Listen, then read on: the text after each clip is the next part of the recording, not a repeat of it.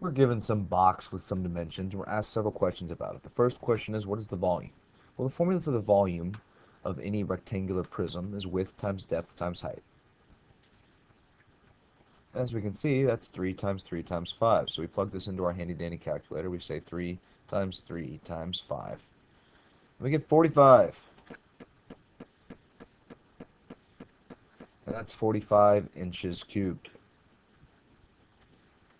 Don't forget to write your units or you'll lose points. Don't forget to round correctly or you will lose points. Now in this example, we already rounded to the nearest whole number. We didn't have to round this one, so that was easy. The next question asks, if we're given a density of 0.25, what would be the weight or the mass? Well, we know density equals mass over volume, so I'm going to go ahead and write our little triangle out that we learned about in class, where we put M on top and we put D and V on bottom. And if we're looking for mass, well, that's density times volume. Well, we just found that the volume was 45, and now it's telling me the density is 0.25. And so we plug that into our calculator. We multiply this by 0.25. We get 11.25. But it says round to the nearest whole number, which means we get 11 pounds. Don't forget your units, and don't forget to round or you will lose points. The next question asks, what is the surface area?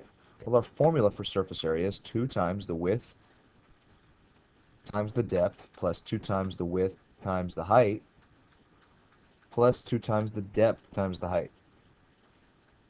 Or we can just put 2 on the outside and multiply 2 by everything. And to solve this, I'm literally just going to plug in my numbers. I've got a width of 3 times a depth of 5 plus the same width of 3 times a height of 3 plus a depth of 5 times a height of 3. And I'm literally going to type this into my calculator exactly as it's written. I'm going to start with a 2 parentheses 3 times 5 plus 3 times 3 plus 5 times 3. I close my parentheses and I hit enter. And we get 78. And it says precision of 1, but we've already rounded to the whole number. Don't forget your units. Well, the units for area is inches squared. The next question asks, if a paint covers 512 inches squared, a quart of paint that is, how many quarts are needed to paint 24 boxes?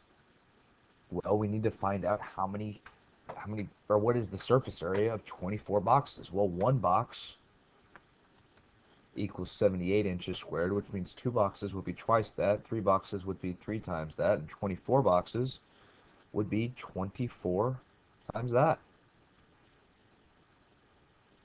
So 24 boxes equals 1,872 inches squared. Well, as it says, 1 quart covers 512 inches, so 2 quarts will cover 1,024, but we want to cover 1,872. So how many will that be? Well, we use our handy-dandy calculator. We take 1,872 and we divide it by 512. And we get it requires about 3.7 quarts.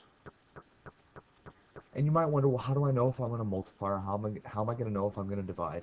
And that's why I do this. That's why I say, well, 2 quarts will equal this, and then 3 quarts will equal so on and so forth, because I want to double check my work. I should get an answer around or bigger than 2 quarts if I'm doing it right, because I'm looking at my numbers. And 3.7 quarts, well, most places don't sell things by 0.7 quarts, so we know we have to round this to 4 quarts. Do not forget to round correctly, and do not forget your units, or you will lose points. The last question says UPS is going to ship 50 box A's in a large crate. Each crate holds 300 pounds each. How many crates will UPS need? So we said earlier that 1 box is 11 pounds, and we're going to ship 50. So 2 boxes would be 22 pounds, and 50 boxes would be, well, let's find out, equals 550 pounds. And that's 50 boxes. And we just learned that one crate holds 300 pounds. So that means two crates will hold 600 pounds. And so on and so forth.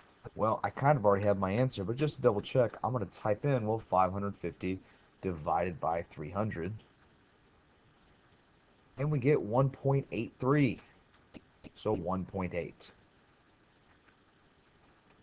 But it doesn't say it ships by decimal crates, so that means we have to round up to the next one, 2 crates. Do not forget to round correctly, and do not forget your units. And again, I only do this where I figure out how many 2 would be or how many 3 would be. I only do this to make sure that my answer will make sense in the end. Because sometimes I'm not sure, sometimes I don't realize if I should multiply or divide, so that's why I write this out to help me make sure I'm on the right track when I get my answer.